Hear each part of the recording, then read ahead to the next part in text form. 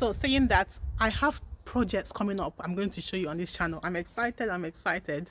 So the first project is already on. Hi guys, and welcome back.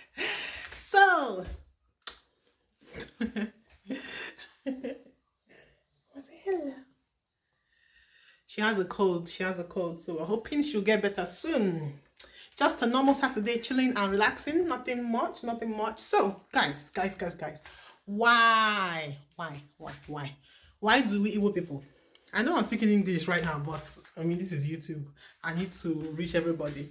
Why is it that Igbo people, we claim that we love Igbo, we love our culture, our heritage, you know, Igbo must live long, blah, blah, blah.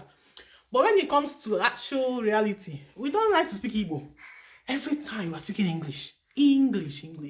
Why? Or pidgin. You'll be with your Igbo brother or Igbo sister, but no, you'll be speaking English, but they understand Igbo. Why? Even to the point, even me, myself, that I'm talking, when I speak to an Igbo person, and I switch to Igbo, it feels a bit weird.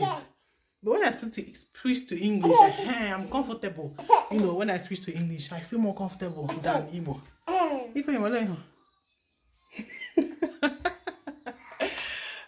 So that's what we're going to talk about today. Correct me if I'm wrong, but for me, Igbo people are not proud of Igbo. Igbo people are not proud of Igbo language or anything Igbo. Maybe except our food, because it's something you eat. Am I wrong? Correct me. I get a lot of requests saying, Oni, please make a video on this, make this thing, start an Igbo topic, start an Igbo teaching, don't teach English, teaching Igbo. Let me not even say what I want to say. Like, watch this, I will watch it, it will go around, it will go viral, we're going to watch it, it's going to be interesting, people will learn a lot. How many people are watching my videos? How many? So this is why I'm also saying that we don't like our language. We don't. Some people might think and say, well, you're in the UK, so obviously you're going to see people speaking English instead of Igbo. But even in Nigeria, when I was in Nigeria and I speak to Igbo people, I see that most times, 9 out of 10 times, it's always in English. We communicate in English. And I don't understand it. I really actually don't. Even the parts where I speak English instead of Igbo, I still don't understand it. I don't know why. But I feel like it's maybe because that's what we're used to, because Nigeria, obviously, English is our official language. But then when you see the Yorubas, they always speak Yoruba. They speak Yoruba, even to their kids who don't understand Yoruba or only speak English. They still speak Yoruba. The kids then understand it, but can't speak it. But most Igbo families, they can't speak Igbo, they can't understand, the kids can't understand, they can't speak. Why is this? Why? Let me know in the comment section. Right, so I have more examples. Take for instance, here in Liverpool where we stay, there's an Igbo community, and they have like this wonderful building, this magnificent olden days building which they acquired in the past, and for the past few years it's been derelict, it's been abandoned and damaged in different ways that they can't even use the inside for any activity at all.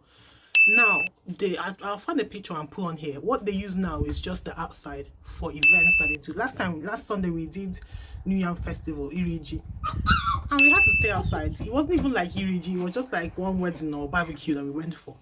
And most of the people there, because they were using English, and then sometimes they mix with Igbo, most people didn't understand it. But I understand there were guests, you know, from Israel, different countries, and mixed race kids, if I can say. I hope it's okay to say mixed race. I don't want anyone to feel anyhow. But yes, so there were many of these, so I guess that's why. But my point is, if we have a community that we started, why not buy a smaller place and use? But no, you bought a big place, wonderful, great achievement. But why is it, you know, left to be rotten and messed up? That means that the place is not being used. You're not bringing kids together to teach them the culture, the language, and show them the food that we eat. Let them know their identity and their roots. That's why these things are messing up. But I'm trying to get in contact with the leader so that I can at least offer my services, even if it's volunteering once a week, to teach some of these things, because we need to let these kids know where they come from. To some people, it might not seem so important, but some of these kids, for example, I see many people trying to find their roots, trying to, you know where they actually came from, because for them, their parents didn't teach them the language or the culture, so they feel like they don't have no identity. They know they don't fit in with the whites because they're not whites. they don't fit in with the Africans because they are basically not Africans. So they always feel out of place. Sometimes when they go to Nigeria, they can't speak the language, they can't even talk to their grandparents, you know. So they always feel left out. Where do I belong? So this is why it's important to make sure we pass down this heritage to our kids. Let them know where they're from, let them visit often, let them know the food, the culture, the way of life. Even if it's not deep, you don't have to take them to August meeting and all that, obviously not, but at least let them understand the language. If possible, let them speak it as well, which is what I'm trying to do with my daughter, because I know it's not easy. It's not easy, but we have to try. So what am I saying in essence? What I'm trying to say is we need to do better as Igbo people. We need to teach our kids more. We need to do better, because we can. You speak Igbo, you're happy you speak Igbo, you're happy you know where you come from. So why shouldn't your children, why shouldn't others around you? On that I have projects coming up I'm going to show you on this channel. I'm excited. So the first project is already ongoing. It's my sister's project. She makes Igbo. Yeah. Adakwala. Yeah. She makes t-shirts, sweatshirts, hoodies, and bottles made out of African prints, and especially Igbo words, Igbo captions, Igbo woman magic, Odogu, Oporoko, Ego the essential, things like this. So hopefully we're going to bring you over here on YouTube for all of you that want to partake and be a part of the Igbo culture. Just showcase your culture, be proud of your heritage, where you come from. If you're married to someone from Igbo, you know them, you're friends with them, let them know so that they can actually purchase this and proudly wear it. And also, if you want to support Peter Obi, who's coming out for Nigerian president, you can also do so. She'll print it for you. The second one I'm excited about, I'm trying to bring the Igbo folk tale. I don't know if you remember back in the days where you gather, your grandmother or grandfather will tell stories to the younger children under the mango tree or somewhere in the compound with the, you know, with the stars twinkling. I'm so excited, I can't even talk. With the stars twinkling, you know, the crickets chirping in the background, the rooster crowing, and many of these things. These are cultures, heritage, memories, things that we need to bring forth. I know we can't do with them here to an extent, but you can gather people in your parlor. You can even watch the one I'm about to make, because you can just put it on during bedtime or before bedtime with your kids in the living room, switch off the lights, enjoy the story. It will be in Igbo language, but there'll be English subtitles for anyone else that wants this, okay? And then it will not be on this channel because I don't want to confuse things. I need to keep it separate. So I'm going to put the link every time I make a video, so you can all go subscribe to that channel, and then once we start publishing, you will get notification and you will, and trust me, you're going to enjoy it. Even me, I'm excited because, you know. So we need to do better, you know. It's not easy, I know, but we have to try. And part of the reason that, sorry, it's noisy.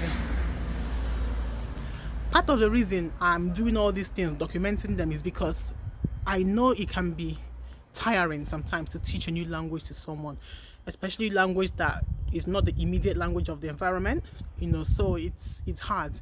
So this keeps me accountable. It means I shouldn't give up. I can't give up, because if I give up, you will see me and you know. So I have to stay accountable. So this helps me. Secondly, I'm creating memories for my children, for their children, you know, their own children.